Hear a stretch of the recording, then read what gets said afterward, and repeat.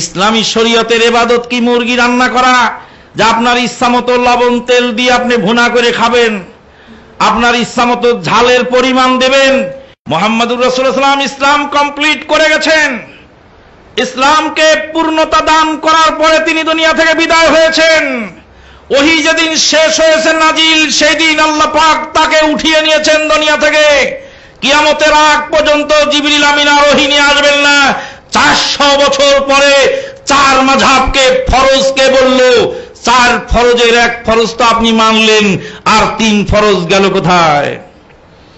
একজন লোক ট্রেনের মধ্যে বই বিক্রি করে, ভাইজান আমার এই বইয়ের মধ্যে পাবেন দরুদে মাপ, দরুদে মাহি, দরুদে লাখি, দরুদে হাজারি, দরুদে নারিয়া, দরুদে নুরিয়া, দরুদে তুনাজ্জিনা, নাদে আলী, সেহেল কাপ, আরো পাবেন 9 তন, আরো পাবেন 130 ফরজ।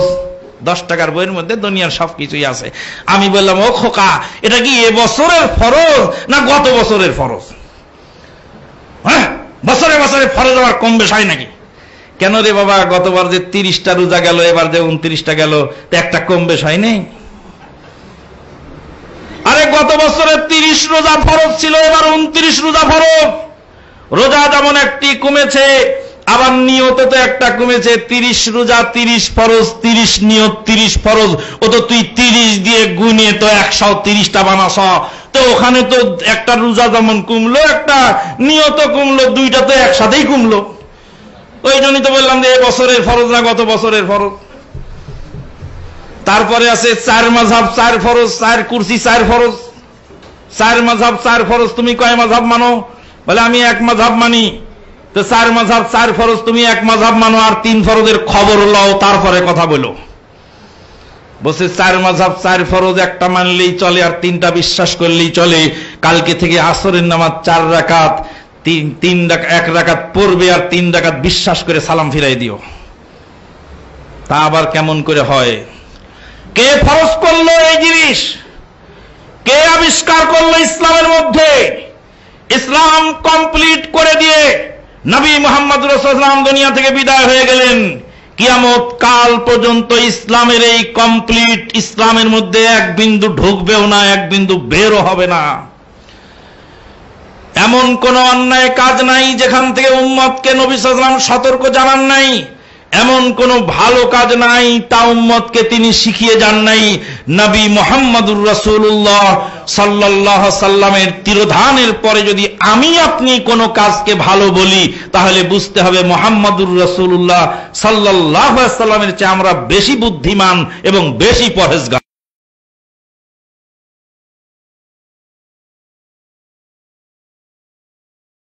প্রথম কথা হলো, এই যে 4টা মাযহাবে বিভক্ত হতে হবে, এটা কখন নাজিল হলো আল্লাহর পক্ষ থেকে? হ্যাঁ, মাযহাবটা নাজিল হলো কখন? আমরা মাযহাব কয়টা? 4টা মানি, তাই না? একটা মাযহাবের নাম কি? হানাফি। নিঃসন্দেহে আবু হানিফা রাহিমাহুল্লাহর জন্মের পূর্বে এই মাযহাব হয়নি। কথা বুঝেন? নিঃসন্দেহে যেটা হানাফি মাযহাব, আবু হানিফা রাহিমাহুল্লাহর জন্মের পূর্বে এটা হয়নি নিঃসন্দেহে। 1 হাম্বলি মাযহাব, নিঃসন্দেহে ইমাম আহমদ বিন হাম্বল জন্মের পূর্বে এটা হয়নি। তার জন্ম তারিখ দেখি, ইমাম আবু হানিফার জন্ম 80 হিজরিতে, আর আল্লাহর নবী মারা গেছেন 10ম হিজরিতে। মাঝখানে তফাত কত বছর? 70 বছর তফাত। ওহী বন্ধ হয়েছে 10ম হিজরিতে। তাহলে আবু হানিফার মাযহাব ফরজ, এটা কোথায় থেকে আসলো? ইমাম আবু হানিফা মারা গেছেন 150 হিজরিতে।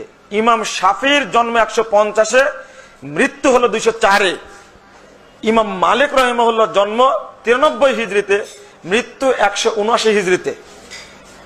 আর ইমাম আহমদ বিন হাম্বলের জন্ম হলো 164 হিজরিতে, মৃত্যু 241 হিজরিতে। আপনি চিন্তা করুন, তাহলে প্রথম ইমাম, প্রসিদ্ধ 4 ইমামের আবু হানিফার জন্ম 80 হিজরিতে। তাহলে ওহী নাজিল তো বন্ধ হয়ে গেছে। আল্লাহর নবীর মৃত্যুর পরে জিবরিল কি এসেছেন পৃথিবীতে? ওহী নিয়ে আসেননি।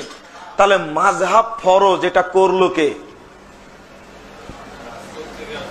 1 দ্বিতীয় বিষয় হলো যে আবু হানিফাকে মানতে হবে, ইমাম শাফিকে মানতে হবে, ইমাম আহমদ হাম্বলকে মানতে হবে, ইমাম মালিককে মানতে হবে, এরও কি কোনো ভবিষ্যৎবাণী আছে? নাই তো, নাই। তাহলে মাযহাব জিনিসটাই ভিত্তিহীন। মাযহাব মানতে হবে একটা, যেটা দিয়ে গেছেন মুহাম্মদুর রাসূলুল্লাহ সাল্লাল্লাহু আলাইহি সাল্লাম। এটা মানলে তো হয়ে যায়।